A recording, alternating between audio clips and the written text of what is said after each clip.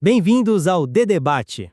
Olha, organizar informação, seja em arquivos, bibliotecas, bancos de dados, parece uma atividade essencialmente prática, né? O objetivo é claro, garantir que as pessoas encontrem o que precisam. Mas o material que a gente analisou hoje nos joga no meio de uma discussão fundamental. Será que essas áreas tão focadas em técnica, em eficiência, realmente precisam de uma base filosófica? Ou será que mergulhar em debates abstratos sobre, sei lá, a natureza do conhecimento, da ética, é na verdade um desvio de rota que mais atrapalha do que ajuda? Então, a partir dessa análise, eu vou defender que a filosofia não é um luxo, mas a própria fundação. Toda decisão técnica que a gente toma, seja escolher um sistema de classificação ou uma política de preservação, já embute, de certa forma, uma resposta a uma questão filosófica profunda. E eu vou argumentar pelo caminho oposto. Para mim, o foco tem que estar na competência técnica e na solução de problemas reais e imediatos. A filosofia pode ser uma abstração interessante, sim, mas corre o risco de nos paralisar e desviar a atenção do que realmente importa, servir bem ao usuário. Eu acredito que a filosofia é indispensável para a ciência da informação, e por algumas razões assim bem concretas. Primeiro, não existe prática neutra. Toda ação é guiada por uma teoria, mesmo que implícita, sabe? Quando um arquivista insiste, por exemplo, no princípio da proveniência, ele está usando uma teoria sobre o que constitui a identidade e a integridade de um documento. Da mesma forma, um bibliotecário que organiza seu acervo pela classificação decimal de Dewey está aplicando uma visão bem específica e até datada de como o conhecimento humano se estrutura. Ignorar isso é como navegar sem mapa, é operar um pouco às cegas. E segundo, os nossos maiores desafios hoje, que parecem puramente técnicos, são filosóficos na raiz. Veja a preservação digital. Não é só uma questão de garantir que os bits não se corrompam. É um problema metafísico sobre identidade. É a versão moderna daquele paradoxo, sabe? O do navio de Teseu. Se você troca cada pedaço de um navio, ele ainda é o mesmo navio?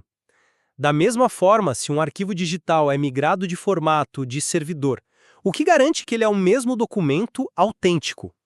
A resposta não é técnica, ela é filosófica. Olha, eu já vejo as coisas de um jeito bem diferente.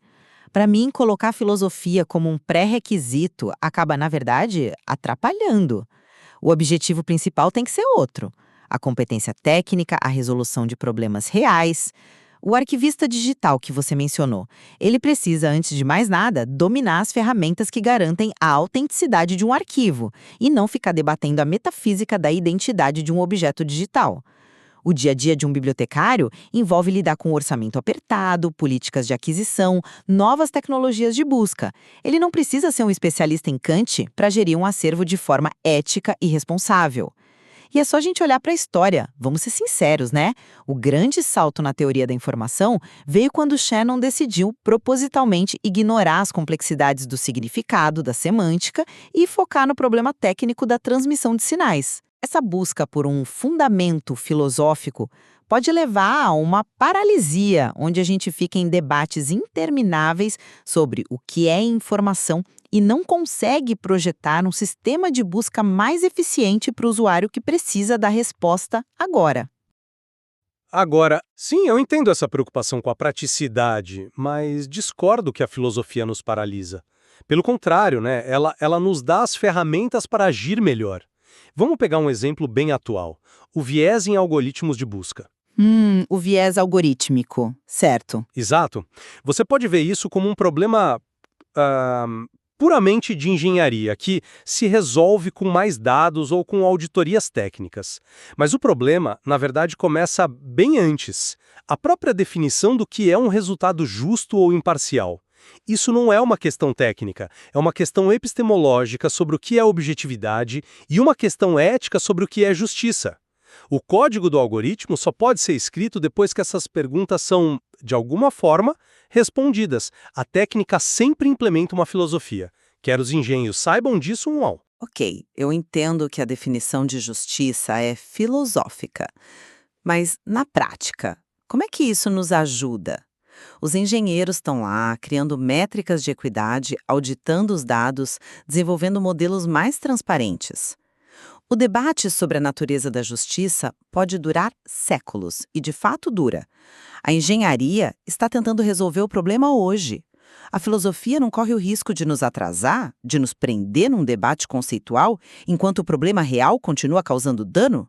No fim do dia, a filosofia descreve o problema, mas é a engenharia que o resolve. Mas aí é que está o ponto-chave.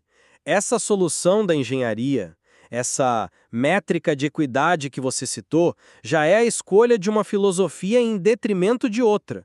Não tem como escapar. Ao criar uma métrica, o engenheiro está definindo operacionalmente o que é justiça para aquele sistema. Ele está dizendo, justiça para mim é igualdade de resultado, ou justiça é igualdade de oportunidade. São duas teorias filosóficas distintas, com consequências práticas muito diferentes. O perigo não é discutir filosofia, o perigo é implementar uma filosofia sem saber, sem refletir sobre as suas implicações. E isso nos leva a outro ponto. A ideia de que a prática se sustenta sozinha. Exato. Eu acredito que sim. Um profissional experiente não opera recitando teorias. Ele opera com base em conhecimento tácito, em protocolos, numa intuição construída ao longo de anos. A prática tem sua própria lógica. Eu concordo que o saber fazer é fundamental. Ninguém nega isso. Mas a filosofia torna explícita a teoria que sustenta essa prática. E por que isso é importante? Pensa num bibliotecário defendendo o princípio da liberdade intelectual contra uma pressão da prefeitura para remover certos livros do acervo. Apelar para o código de ética da profissão é um primeiro passo. Mas, se a pressão aumenta, ele precisa ser capaz de articular por que a liberdade intelectual é um pilar da democracia, qual a sua relação com a autonomia do cidadão. Ele precisa de uma defesa filosófica robusta. Sem isso, o código de ética vira só uma regra vazia, fácil de ser derrubada. É a filosofia que nos dá a linguagem para defender nossos valores mais essenciais e também para criticar nossas próprias ferramentas, como sistemas de classificação que, sem querer, acabam perpetuando o que a gente chama de injustiças epistêmicas. Espera, o que você quer dizer com injustiças epistêmicas? Ah, sim! São situações em que os sistemas que a gente usa para organizar o conhecimento, por serem antigos e criados sob outra ótica, acabam marginalizando, silenciando ou distorcendo o conhecimento de certos grupos sociais. Por exemplo, a forma como culturas indígenas ou o conhecimento LGBTQIA+, foram historicamente classificados em bibliotecas. A filosofia nos dá as ferramentas para identificar e criticar essas estruturas, algo que a pura técnica não faz. Acho que a profissão desenvolve seus próprios mecanismos de justificação sem precisar recorrer à filosofia formal. Nossos códigos de ética, as políticas de desenvolvimento de coleções, os marcos legais como a LGPD. Essa é a linguagem prática que a gente usa para se justificar e tomar decisões. Veja a própria discussão sobre o que é informação.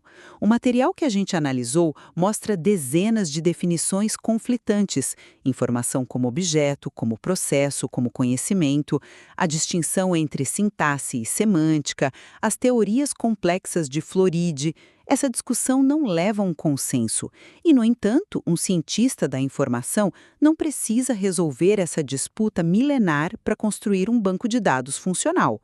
Ele adota uma definição pragmática e o sistema funciona. Isso não prova que, para fins práticos, o debate ontológico é irrelevante? Pelo contrário, para mim, isso prova o exato oposto. Essa diversidade de teorias mostra a complexidade do nosso objeto de trabalho, e a escolha de uma delas tem consequências práticas imensas. Você acha que a forma como a gente conceitua um documento digital é só um exercício acadêmico?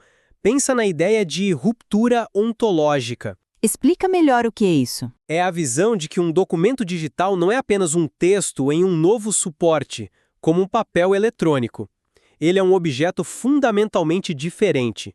Ele tem camadas física, lógica, conceitual, que não existem no objeto analógico. Agora, pensa nas consequências práticas disso. Se um arquivista adota uma visão simplista, tratando o arquivo digital como um mero texto, sua estratégia de preservação vai se concentrar em salvar a sequência de bits. Ele pode acabar perdendo os metadados essenciais, a estrutura lógica, a funcionalidade do software que o lê, que são partes integrantes daquele documento. Ele falha em preservar a autenticidade.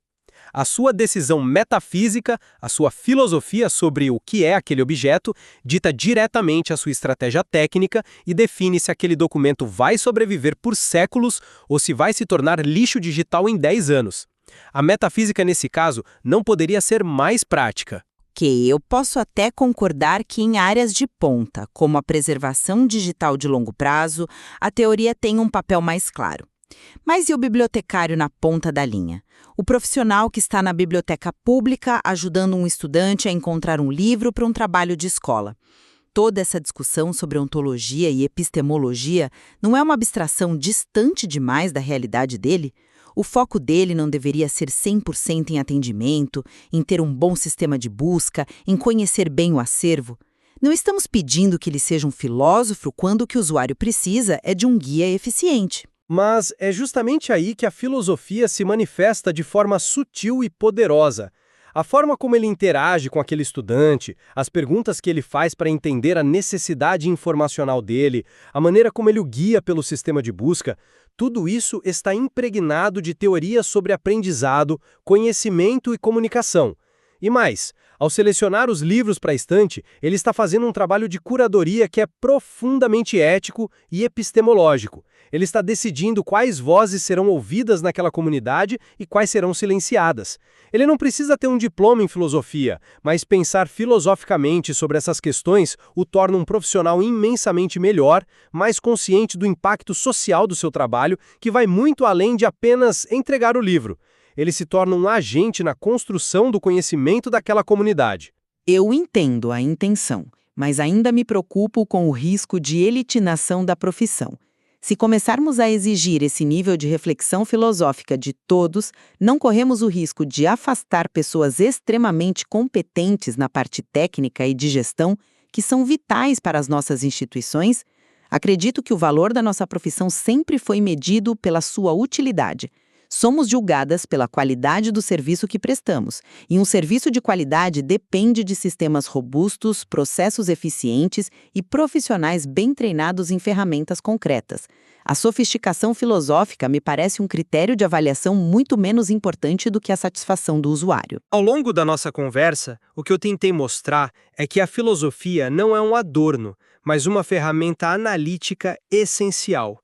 Ela ilumina os pressupostos que já estão lá, em cada ferramenta e em cada processo que a gente usa. Ela nos equipa para navegar os dilemas mais complexos da nossa era, da ética, da inteligência artificial, a própria definição do que vale a pena preservar para o futuro. A questão, para mim, não é se as nossas práticas têm uma filosofia por trás, porque elas sempre têm. A questão é se essa filosofia será examinada, criticada e aprimorada, ou se ela permanecerá implícita, invisível e, portanto, indefensável. Por minha parte, eu reitero a uma preocupação. Embora a clareza conceitual seja, claro, algo valioso, uma ênfase exagerada na filosofia pode nos desconectar da nossa missão principal, que é eminentemente prática. A prioridade deve ser o desenvolvimento de soluções técnicas que funcionem, de protocolos eficientes e de serviços que resolvam os problemas concretos das pessoas. O valor dessas profissões sempre foi e, a meu ver, sempre será medido por sua utilidade no mundo real e não pela sua profundidade teórica. Fica claro que essa tensão entre a teoria e a prática, entre o conceitual e o técnico, não é algo que a gente resolve hoje. Ela está no coração do que fazemos. Sem dúvida. E talvez a própria definição do que é uma abordagem prática seja o ponto central da nossa discordância. O material que analisamos hoje certamente nos dá muito mais pano para manga para continuar essa investigação.